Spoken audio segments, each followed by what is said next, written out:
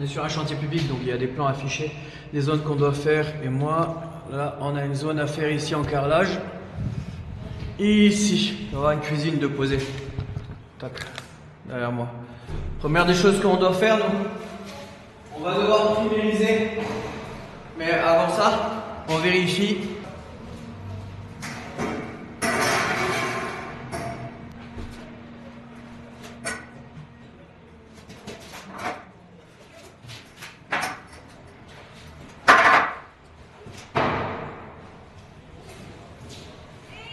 On vérifie l'écart sous la règle de 2 mètres, tu vois, parce que ça va déterminer en gros l'épaisseur de colle qu'on va devoir mettre. Toi, la norme, elle dit que sous la règle de 2 mètres au maximum, tu dois avoir un jeu de 5 mm. Bon, je te dis tout de suite que si toi, chez toi, tu as un jeu de 5 mm sous la règle, ça veut dire qu'il va falloir que tu graisses pas mal en colle. Ce qui se passe, c'est que quand tu commences à compenser le défaut du sol par une maille assez épaisse, tu te galérifies le travail. Parce que ce qui va se passer, c'est que plus il y a de colle, plus déjà tu vas avoir de la consommation, plus toi, tu vas devoir gérer au niveau du réglage. Donc là, forcément, calotte nivelante quasiment obligatoire si tu veux pas galérer, parce que plus il y a d'épaisseur de colle, plus le carreau, par exemple nous ici c'est du 60-60 et on a du 120 là-bas carrément à poser. Donc plus tu vas devoir mettre de l'épaisseur et donc du coup ça va commencer à pencher à droite, pencher à gauche et ça va commencer à avoir des désaffleurements galères, d'accord, à gérer. Donc utilise un petit réglé, d'accord, petit réglé, tu regardes bien, tu vois qu'il démarre à 0, ok. Donc là, tu te places dessous comme ça et tu regardes. Ici, on est à genre, ouais, tu vois, 2 mm. Le mec a super bien bossé, tu vois. Non, mais c'est super important parce que, tu veux, nous, la zone, elle fait comme ça. Elle est ici, dans la zone, tac. Tac, tac, fait que voilà, il y a une zone carrelée parce que c'est la zone de cuisine. Ok, là, je crois qu'il vient par ici. C'est pour ça qu'il y a tout ça aussi. Donc il y a une zone de cuisine. Donc ce qui se passe, c'est que si jamais il y a trop de jeu sur la règle, genre 5 mm, tu vas être obligé de surgraisser en colle. Mais quand tu as 5 mm sur la règle, si tu peux faire un petit ragréage, tu te faciliteras le boulot ensuite. Ok, mais là le gars a bien bossé. Voilà. Bravo le chapiste, il faut dire quand c'est bien, hein, pas que quand c'est pas bien. Ok, donc ça c'est une vérification importante. Bon, maintenant on va primériser. Le primaire, je t'explique après.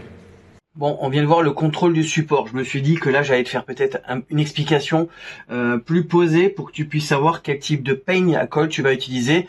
Au moins en termes de la taille des mailles, tu sais, peigne de 6, de 8, de 10, de 12, de 15. Voilà, en gros, comment ça se calcule? Je te le dis tout de suite, en général pour les sols, ça finit toujours entre 8, 10 ou 12. Dès que tu passes les 12, c'est que tu es en train d'essayer de rattraper des bourdes. Ok? Parce que je vais t'expliquer. Voilà ce qui se passe. Le type de support que tu peux avoir. Regarde moi ici. Là. Ici, c'est un plan de travail, d'accord? Ou un ragréage. Donc là, on va être sur un support lisse. Ok? Le support est lisse. Donc, normalement, tu n'as pas de colle qui peut pénétrer dedans, tu n'as pas de défaut, d'imperfection, qui fait que quand tu vas appliquer de la colle et que tu sais que tu vas écraser le carreau dessus, forcément la colle va rentrer dans ces imperfections et forcément tu as un genre de petit quota de perte. D'accord? Ensuite, tu sais très bien que là, moi j'ai un plan de travail, mais sur un ragréage. D'accord? Bon, tu sais très bien qu'il y a une fluctuation minimum. La perfection n'existant pas, on va dire que ce minimum est de 1 mm. D'accord? Parce que tu sais, il y a une rétractation au séchage, ou il y a un petit défaut, parce que tu as beau faire un ragréage auto-nivelant, tu as beau faire une chape liquide, voilà. Ces supports vont toujours avoir une petite fluctuation. D'accord? C'est normal, d'accord? Parce qu'il y a des endroits qui sèchent plus vite, des endroits qui sèchent moins vite, il y a une rétractation en eau d'un côté, et puis moins de l'autre, en fonction s'il a été exposé près d'une lumière, ou dans l'ombre, etc. Donc comme il y a une fluctuation, on va dire que cette fluctuation est minimum de 1 mm. Donc quand toi tu as 1 mm à rattraper, ça veut dire que sur le peigne à colle, tu es obligé de mettre une maille de 2 mm. Parce que tu sais comment ça se passe sur le peigne à colle. Le peigne à colle, c'est des mailles de... Allez, disons que là, je fais du 10 par 10. D'accord? C'est ce qu'on appelle du U9. C'est souvent, de toute façon, les peignes à colle de 10 que tu vas utiliser sur les carreaux en ce moment. Surtout qu'on est très à la mode sur les carreaux grand format. D'accord? Voilà. Alors voilà, les peignes à colle. Après, je te parlerai des formes et des formes des peignes à colle peut-être dans une autre vidéo. Voilà. Donc en gros, l'idée c'est que ça, tu vois, c'est un 10, donc c'est-à-dire 10 mm de haut par 10 mm de large. Ça vaut aussi bien dans les parties où il va y avoir la colle. Tu vois, là c'est là où il va y avoir la colle. Ok, dans ton peigne à colle. D'accord. On va partir du principe que là, tu es sur le peigne à colle. Ok. Quand tu l'appliques au sol, il applique de la colle, comme ça, par rainure.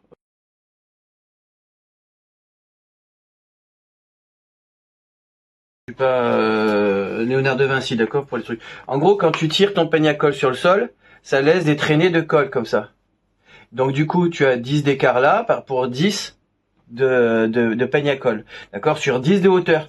Ça veut dire que toi, quand le carreau, tu l'appuies dessus, la colle comme ça, qu'il y a des espaces.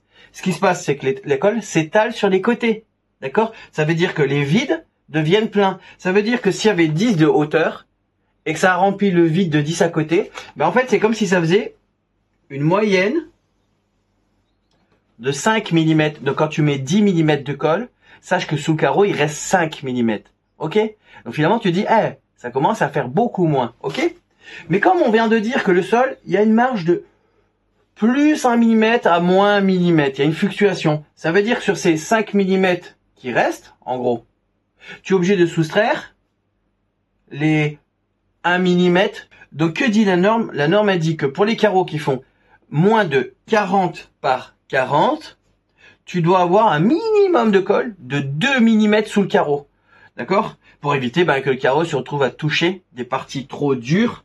Donc tu peux pas te permettre de mettre une couche infinitésimale de colle entre ton carreau et ton sol. Il faut toujours qu'il y ait un minimum de résilience. Cette résilience, donc cette souplesse, c'est 2 mm dans la norme pour les carreaux de 40 par 40. D'accord? Tu vas regarder sur les DTU carrelage. Il y a des nouvelles règles qui ont été mises en place pour les carreaux grand format, d'accord? Au-dessus d'une certaine dimension de centimètre par centimètre, d'accord? C'est 3600 centimètres carrés.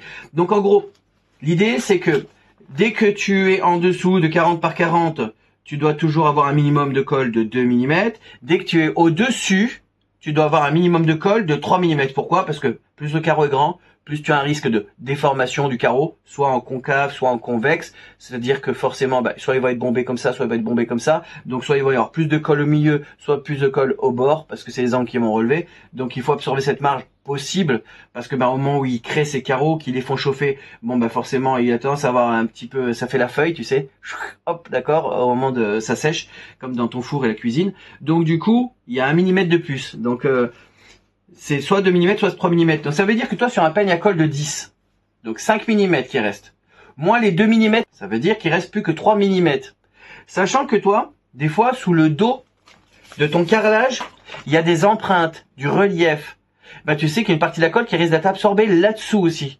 Donc tu sais que s'il reste 3 mm, tu sais que ce petit millimètre qui reste va peut-être être absorbé sous le carreau. D'accord? Donc là, tu vas regarder si c'est lisse ou si c'est avec du relief. Comme ça, tu vas te dire, là, je vais rajouter 1 mm de colle. Alors c'est important parce que du coup, là, tu dis, là, tu vois, on est sur un peigne de 10 pour un carreau de 40 par 40. Et il me reste 2 mm de colle. Donc tu fais un finalement, c'est pas tant que ça. Et encore, là, on n'a pas parlé de la pente. Éventuellement, toi, sur la distance que tu es en train de gérer, il y a une pente à gérer, un problème de pente. Parce que souvent, le chapiste, ce qu'il fait, comme dans la vidéo que je t'ai montré précédemment, ça remonte sur les bords. Donc c'est dans des zones restreintes de bord à bord. On va dire une pièce en général fait dans une chambre par exemple 3,50 m par 3 mètres. Tu sais que ça c'est un défaut à vérifier sur 2 mètres. Ça veut dire que quand tu regardes ton défaut sur 5 mm sous la règle, ou ton défaut de 2 ou 3 mm sous la règle c'est sur une règle de 2 mètres, tu sais que quand tu vas te rapprocher du bord, il est possible qu'il y ait une petite pente qui soit installée quand même minimum. Et donc tu regardes le niveau posé sur ta règle. Et là tu vérifies. Si tu vois un petit niveau de différence, souvent sur la bulle, tu vois, il y a des petits traits, 1, 2 ou 3, selon la marque que tu as acheté. Moi, j'ai acheté du Stabila. Il y a soit 2 traits, soit 3 traits. Chaque trait correspond à un défaut. Ça ne vaut pas son importance dans une chambre parce que tu vas y placer un lit ou un meuble. Mais ça vaut peut-être son importance dans d'autres situations où tu sais que tu ne peux pas te permettre de faire du défaut. Ce n'est pas le rôle du carreleur à rattraper les niveaux. C'est le rôle du chapiste. Bon, la chape fait partie du travail du carreleur. Mais tu sais que sur les chantiers publics ou même sur les chantiers de constructeurs, souvent on dissocie le chapiste du carreleur. Donc c'est le rôle du chapiste de faire nickel au niveau du niveau. Et le rôle du carreleur, lui, c'est de faire quelque chose de plan. C'est-à-dire que quand tu poses la règle, c'est droit. Donc il a fait son travail. D'accord? Alors que le chapiste, lui, son travail, c'est de te faire un support droit, un support solide, mais avec le moins de fluctuations possible pour que justement l'application du carrelage, quand on l'a fait nous avec la colle, ça soit fait par des sillons réguliers où t'as pas à réfléchir si bah là il y a plus, je mets un peigne de 15, là il y a moins, je mets un peigne de 12, il y a encore moins, je mets un peigne de 10. C'est pas possible à gérer ça, d'accord? Tu peux pas passer ton temps à essayer de faire des points de repère sur le sol pour savoir à quel moment tu changes de peigne parce que il y a des problèmes à régler. Donc pour éviter ça, vraiment le rôle du chapiste, c'est de faire un truc haut niveau et plan. D'accord? Comme ça, moi au carrelage, ou toi au carrelage, quand tu arrives derrière, t'as pas à réfléchir. T'as un type de peigne pour un type de colle, pour un type d'application. T'as pas à réfléchir à rattraper quoi que ce soit. Tu fais ça, tu poses ton carrelage. C'est déjà assez galère de poser le carrelage à la suite quand tu poses des carreaux qui peuvent monter jusqu'à 21 voire 30 kilos selon la taille du carreau, parce que maintenant on est dans les super grands formats, donc ça peut vite peser des 120-120. Donc du coup, tu dis, moi déjà je galère à ça, à les mettre en place, faire en sorte que ça s'écrase pas dans la colle, que ça s'enfonce pas. C'est pas pour qu'en plus j'ai des endroits plus épais et des endroits moins épais à gérer. Sauf que cette situation elle arrive quand même régulièrement dans une rénovation. D'accord? Et c'est pour ça qu'on t'encourage régulièrement à faire un petit ragréage. Ok? C'est pour niveler le sol avant que le carrelage soit fait. C'est pas que juste pour rectifier le support. Parce que en fait la colle, elle s'en fout si le support est abîmé en fait quelque part. Tu pourrais graisser le sol, même s'il a des fluctuations, ce que je vois régulièrement. Voilà, comme ça tu dis de toute façon, toi ton carreau quand tu vas être posé, la colle va gommer la différence. Ouais. Mais du coup, la colle quand tu vas l'appliquer, elle va suivre aussi le support.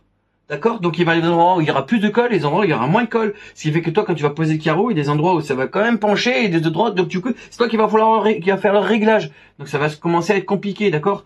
Donc, il y a un minimum de colle. Donc souvent, tu verras, les carreleurs travaillent au peigne de 10, hein. Surtout qu'un peigne, quand tu utilises ça tout le temps, ça s'use genre, tous les 2 mois ou 3 mois quand on fait tous les jours, ce qui fait que le peigne de 10 finit en peigne de 9 au bout de 3 mois ou en peigne de 8. Donc le mec a pas envie de changer ça, donc il les garde au minimum 6 mois son peigne. Donc résultat des courses, vaut mieux commencer en 10, d'accord? Donc souvent les peignes les plus achetés, c'est les 10 et les 12, tu verras. Et les plus utilisés, c'est les 10 et les 12. Parce que les sols sont pas parfaits en rénovation. Même quand les chapes sont faites, souvent la granulométrie qui reste, les imperfections qui restent dedans sont assez importantes. Elles sont pas super propres, à part que tu tapes sur un super chapiste. Donc souvent, il y a bien plus que 1 mm à gommer. D'accord? Donc souvent, on est au peigne de 12 pour pouvoir travailler, pour être tranquille, du début à la fin. Surtout quand tu as des grandes pièces. Dans les petites pièces, genre tu fais une chambre, on va travailler au peigne de 10. Tu vas travailler dans un salon, ouais, plus au peigne de 12, parce que plus c'est grande la pièce, plus tu sais que tu vas avoir des fluctuations de niveau à gérer, plus tu sais que tu vas avoir des imperfections, parce que plus c'est grand, plus le gars a voulu faire vite souvent, et du coup souvent il y a à gommer des choses en milieu de pièce, tu vois, genre ça se recourbe, parce que plus c'est large, plus les mecs quand ils travaillent avec des règles, ils travaillent pas forcément avec une règle de 3 mètres ou de 4 mètres pour tirer ça bien, ils travaillent toujours avec la règle de 2 mètres, et puis ils font des sillons, donc tu sais souvent qu'en milieu de pièce, ça creuse, tu vois, voilà, ou ça bosse, donc tu sais très bien que plus ta pièce est grande, plus tu dois te préparer à un défaut important. Donc souvent les carreleurs travaillent au peigne de 12 sur des grandes pièces, des grands formats, parce qu'il y a un défaut, on le sait très bien, qui va apparaître plus important par rapport à la distance. Et dans les petites pièces, on va travailler sur des peignes de 10 pour obtenir le même résultat que la pièce d'à côté. Donc le salon, il va travailler en peigne de 12 et dans la chambre, il va travailler en peigne de 10. Tu verras, tu vas tomber au même niveau pour les deux. Parce que d'à côté et de l'autre, ils ont voulu gommer un niveau différent. D'accord? Un défaut différent, un défaut plus important. Ok, ça me fait sourire parce que on sait comment ça se passe sur les chantiers, tu vois. Donc le professionnel qui regarde la vidéo va te confirmer ça. Mais toi qui ne sais pas, qui est un particulier, voilà comment ça doit se passer. C'est pour ça que tu verras les carreleurs, on a des tonnes de peignes différents. Et après la forme va dépendre du type de colle, donc la flex et la consistance, etc. Donc je t'en parlerai plus tard. Mais déjà là, sache-le. Voilà, colle minimum 2 mm pour les carreaux moins de 40-40. Colle minimum 3 mm pour les carreaux au-dessus de 40. Ok? Donc ça veut dire colle minimum pour ça, ça veut dire peigne minimum de 10 pour les sols et à 12 quand tu vas passer pour les grands formats. Et régulièrement sur les chantiers publics, les gars, tu les verras travailler plutôt sur de la maille de 15, d'accord, sur les chantiers publics, parce qu'on sait très bien que là, comme ça se tire la bourre sur le prix, bah ça se tire la bourre sur le résultat aussi. Donc du coup, on doit souvent nous gérer la situation au dernier moment et pas se permettre d'attendre qu'un ragrèche soit appliqué ou que le chapitre soit disponible. Le mec, il est passé par là 2 semaines avant toi. Ils ont essayé le truc séché. Lui, il est déjà sur d'autres chantiers. Il reviendra plus jamais. Donc souvent, sur les chantiers publics, le gars, tu les verras travailler la maille de 15. Et puis, nous, on va travailler sur les espaces réduits à la minimum la maille de 12. D'accord? Et après, chez le particulier, comment c'est fait quand on passe derrière des constructeurs et des choses comme ça, ben on va travailler entre la maille de 10 et la maille de 12. Je te dis, on n'a pas le choix. La maille de 8, oui, elle est utilisée beaucoup aussi, mais il faut vraiment que ton support soit parfait. Et ce sera surtout quand ça sera un support ragréé, ok? Là, on sera dans des mailles de 8. Et encore, ça sera surtout sur des carreaux qui sont plus petits, genre des 30-30 maximum, des hexagonaux, des choses comme ça. Là, on va être sur de la maille de 8. Dès que tu vas dépasser les hexagonaux, dès que tu vas dépasser les carreaux de 30-30, je te le dis tout de suite, tu vas passer en maille de 10. Il y a toujours un petit défaut à gérer, d'accord? En plus, ce qui se passe, c'est que tu dois calculer, comme on disait, la charge rapportée dessus. Et cette charge, que ce soit du public, du privé, du peu importe, un meuble, c'est un meuble. Donc une armoire, c'est une armoire. Donc tu sais très bien qu'il y aura toujours une charge minimum dans une pièce. Souvent, quand tu sais que tu es dans une chambre, il y aura les charges minimum des meubles appliquées au pourtour. Donc, comment le calcul est fait? Il est fait comme ça. Ok. Après, il y a autre chose qui est pris en compte, c'est souvent que en dehors du relief qui est sous le carreau, du relief qui est sur la chape, ou sur le support, la charge, la pente, il y a aussi le côté collage, le pré-encollage, c'est-à-dire le côté effet ventouse, pour que ton carreau, sur des grands formats surtout, toi tu sois sûr que quand tu l'appliques, il se soit bien collé au dossier, au dos du carreau. Et que souvent, tu sais que sur les grands carreaux, il y a genre une petite particule de poussière au moment, tu sais, où ils les créent ces carreaux. Maintenant, ils les font plus comme avant, c'est-à-dire dans de la masse qui est chauffée au four comme ça. Il y a souvent, c'est industrialisé, une petite poudre blanche qui s'installe sous le carreau. Donc du coup, tu passes pas ton temps à laver tes carreaux avant de l'appliquer. Ça marche ça pour le travertin, mais c'est pour une autre raison. Mais là, tu peux pas passer ton temps à enlever la poudre qui est dessus. Donc toi, tu vas pré-encoller le carrelage. Quand tu arrives sur des grands formats, au-dessus de 40-40, d'accord, tu vas commencer à pré-encoller le dossier. Donc, pour éliminer cette petite poudre, pour gommer éventuellement le relief, mais pour créer une sorte d'adhérence supplémentaire, parce que tu t'assures que le dos, au lieu d'être neutre, est presque sec en termes de colle, d'accord. Et puis maintenant, au moment où tu as commencé à coller, ou le moment de la journée à laquelle tu fais, etc., le dessus, selon le nombre, la longueur de l'application que tu as faite, au début c'est vachement humide, donc tu poses, ça adhère tout de suite, mais d'un seul coup, au bout de 5 minutes, là, la partie que tu as faite, parce que tu as fait un grand sillon, bon ben là, ça commence à être un petit peu plus sec, donc du coup, le dos du carrelage, quand tu l'appliques, si tu l'as pas pré-encollé, surtout sur les grands carreaux, bah tu fais, ah mince, ça risque de pas adhérer, le carreau risque de faire touc après, d'accord, au séchage.